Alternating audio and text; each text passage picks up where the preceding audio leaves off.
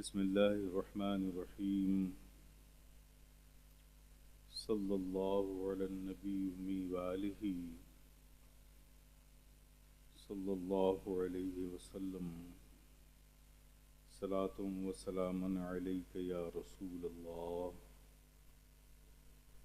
صلى الله على النبي وآله صلى الله عليه وسلم. صلاة وسلاما عليك يا حبيب الله. صلى الله على النبي وآله صلى الله عليه وسلم.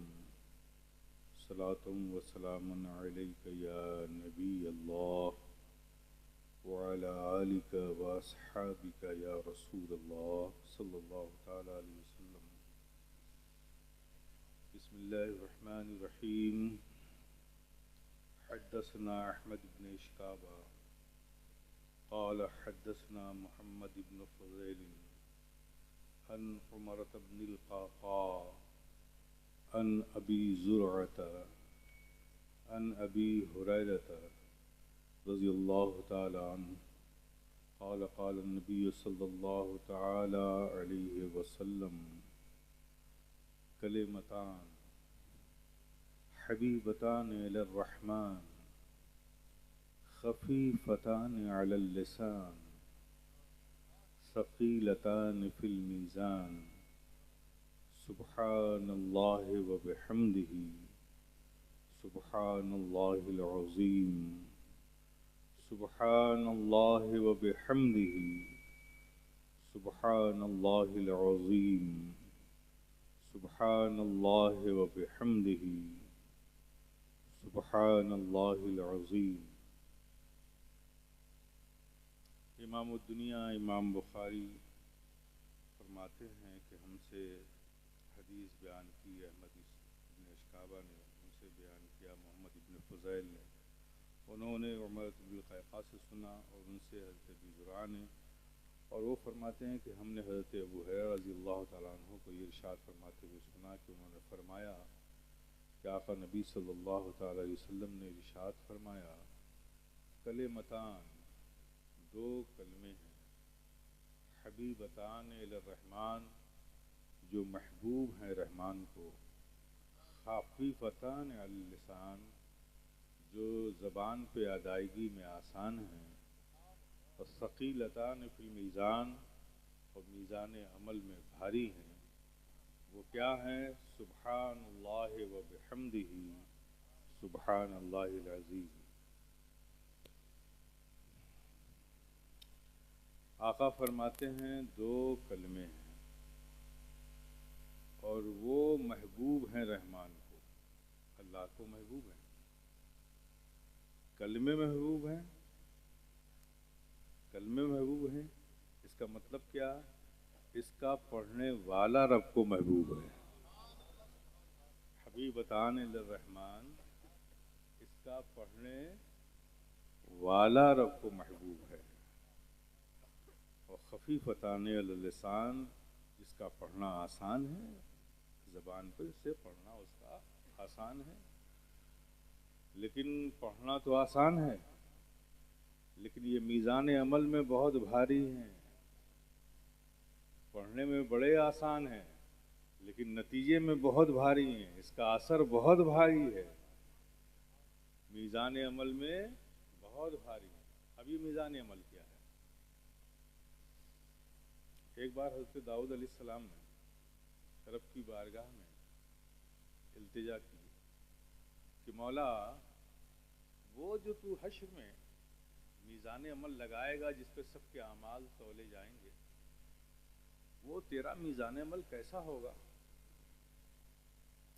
اس کو دیکھنے کی تمنا کی.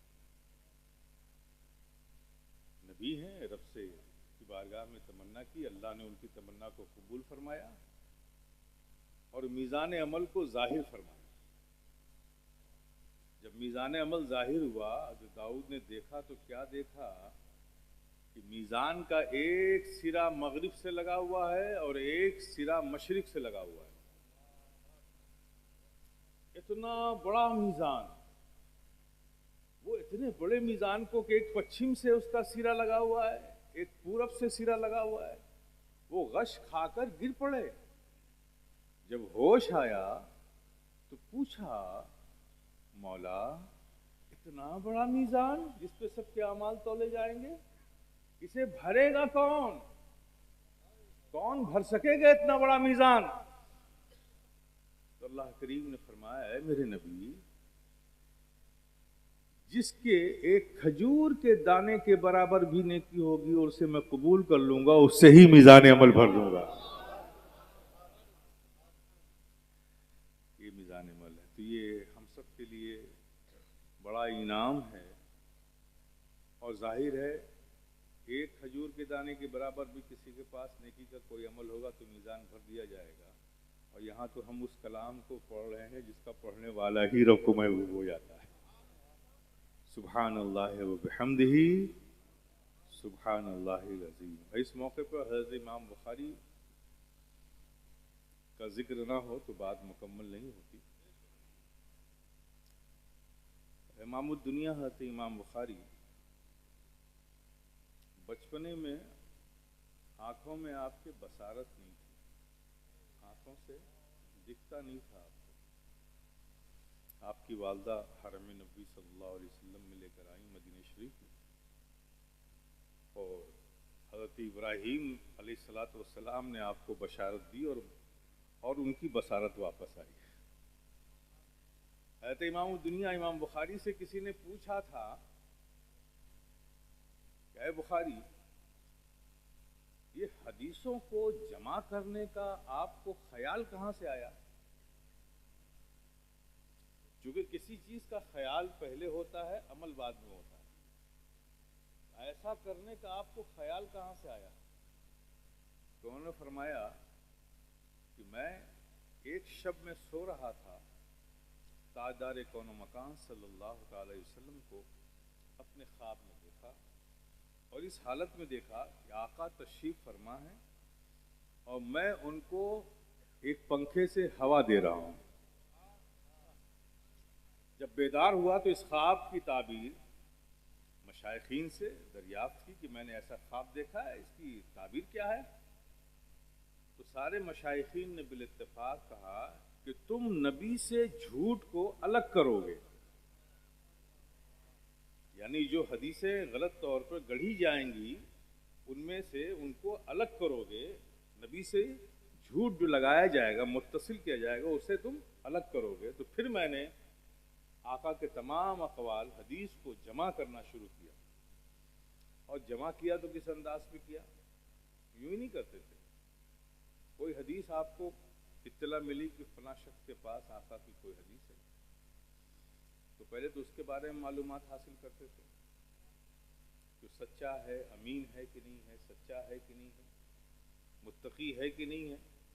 ان معلومات کے بعد اس کے پاس جاتے تھے، پھر حدیث اس سے سنتے تھے، اور حدیث لینے کے بعد فوراً لکھ نہیں لیتے تھے، اس حدیث کو، اس کی روایتوں کو، اس کے متن کو جرح و تعدیل کی کسوٹی پر پرکھتے تھے، پھر غسل فرماتے تھے، 2 رکعت نماز نفل ادا کرتے تھے، پھر استخارہ فرماتے تھے۔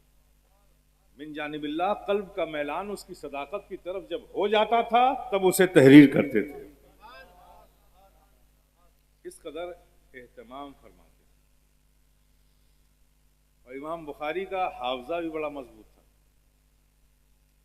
کچھ ہی دنوں میں امام بخاری کی شہرت بصرہ کے گرد و نواح میں ہو گئی، مشائخین بصرہ تک بھی ان کی خبر پہنچی کہ بلا کا حافظہ، ان کا قوت حافظہ بہت مضبوط ہے۔ جب یہ شہرت بصرہ کے مشائخین کے پاس پہنچی تو مشائخین نے کہا اچھا نوجوان ہے اور بہت اچھا حافظہ ہے، کافی حدیثیں اسے یاد ہیں، ذرا بلایا جائے، دیکھا جائے، ہم لوگ بھی دیکھتے ہیں۔ امام بخاری کو طلب کیا گیا، اور اس سے پہلے ایک پروگرام بنایا گیا کہ 10 افراد ہم میں سے منتخب ہو جائے جو 10 حدیثیں چن لیں، اور ان 10 حدیثوں میں یہ اہتمام کریں کہ متن کچھ اور ہو اور سند کچھ اور ہو، یعنی پھر بدل کر دی جائے۔ اس طرح سے 10 حدیثیں ہر ایک آدمی تیار کرے، اس طرح سے 10 لوگ 10 حدیثیں تیار کریں. اس طرح سے 100 حدیثیں ہو گئی. اب 100 حدیثیں اس طرح سے تیار کی گئی کہ سند کسی اور کی، متن کچھ اور. اس طرح سے ایک ایک حدیث کر کے 100 حدیثیں 10 لوگوں نے تیار کر لی. اب امام بخاری کو بلایا گیا محفل میں.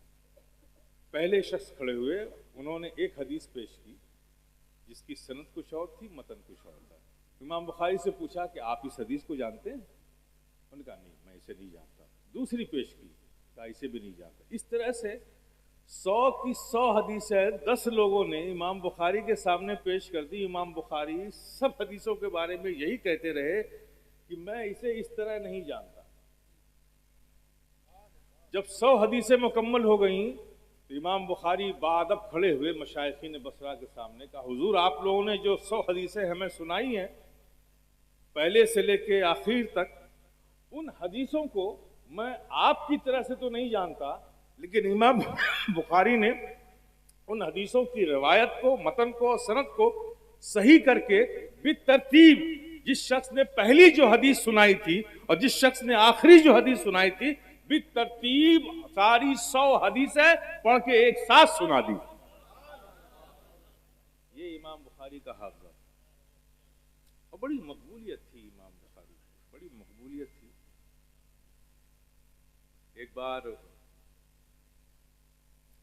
امام بخاری، حاشد ابن اسماعیل ان کے بچپن کے ساتھی ہیں، وہ فرماتے ہیں کہ ہم لوگ مشائخین بصرہ کے پاس سماعت حدیث کے لیے جاتے تھے اور میں نوٹ بک اور قلم لے کر جاتا تھا. تو جتنی حدیثیں ان سے سنتا تھا سب میں لکھ لیتا تھا. لیکن امام بخاری نہ کوئی کاپی لے کر جاتے تھے نہ کوئی قلم لے کر جاتے تھے. وہ جاتے تھے اور چلے آتے تھے. 16 دن ہو گئے تھے اور ہم لوگوں نے ان 16 دنوں میں 16,000 حدیثیں نوٹ کی تھی. تو جب میں نے دیکھا کہ امام بخاری تو کچھ لکھتے نہیں، نوٹ نہیں کرتے، خالی سنتے ہیں چلے آتے ہیں، تو حاشد ابن اسماعیل فرماتے ہیں کہ میں نے امام بخاری سے کہا، محمد بن اسماعیل بخاری سے کہا کہ آپ اپنا وقت کیوں ضائع کرتے ہیں؟ آپ تو کچھ نوٹ ووٹ کرتے نہیں، جاتے ہیں سن کے چلے آتے ہیں، 16 دن سے یہی معمول ہے آپ کا. تو امام بخاری مسکرائے کہ تمہیں ایسا لگتا ہے؟ تو کہا کھولو اپنی نوٹ بک جو تم نے نوٹ کی ہے. حاشد ابن اسماعیل فرماتے ہیں کہ ہم نے نوٹ بک کھولی، پہلے دن سے لے کے 16ویں دن تک جتنی حدیثیں ترتیب کے ساتھ سنی گئی تھی امام بخاری نے وہ ساری 16,000 حدیثیں بالترتیب پڑھ کر ان کو سنا دی. حاشد ابن اسماعیل فرماتے ہیں کہ ایسا لگتا تھا کہ یہ حدیثیں ہم نے مشائخین بصرہ سے نہیں، خود امام بخاری سے سنی ہے. اللہ اکبر. یہ حافظہ تھا. بڑی مقبولیت بھی تھی. جب آپ کا وصال ہوا اور جب آپ کی تدفین ہوئی تو آپ کے قبر انور سے مشک و عنبر کی خوشبو آتی تھی. اور یہ حال تھا آپ کا، یہ حال تھا اطراف و اکناف سے سارے لوگ جن کے گھروں میں عطر کی شیشیاں تھیں انہوں نے نکال کر پھینک دیا. آپ کی تربت پاک کی مٹی لے آتے تھے، بوتلوں میں رکھتے تھے، پورا گھر مہکتا تھا. یہ امام بخاری کی مقبولیت تھی میرے پیارے. تو یہ ہم بخاری شریف یہاں ہم نے سنی. حضرت اسی بخاری شریف میں حضرت ابو ہریرہ سے دوسری روایت ہے سبحان اللہ و بحمدہ سبحان اللہ العظیم کے تحت کہ اللہ کے پیارے حبیب آقا و مولا ارشاد فرماتے ہیں کہ جس نے بھی سبحان اللہ و بحمدہ سبحان اللہ العظیم ایک دن میں 100 بار پڑھ لیا، یہ سبحان اللہ و بحمدہ سبحان اللہ العظیم آقا فرماتے ہیں جس نے ایک دن میں یہ 100 بار پڑھا، اگر سمندر کے جھاگ کے برابر بھی اس کے گناہ ہوں گے تو اس کے گناہ معاف کر دیے جائیں. تو آئیے اس بشارت سے ہم لوگ بھی مستفیض ہو جائیں. میں پڑھتا ہوں، آپ لوگ اسے دہرائیے. پڑھیے بسم اللہ الرحمن الرحیم. سبحان اللہ و بحمدہ سبحان اللہ العظیم سبحان اللہ و بحمدہ سبحان اللہ العظیم، سبحان اللہ و بحمدہ، سبحان اللہ العظیم۔ صدق اللہ۔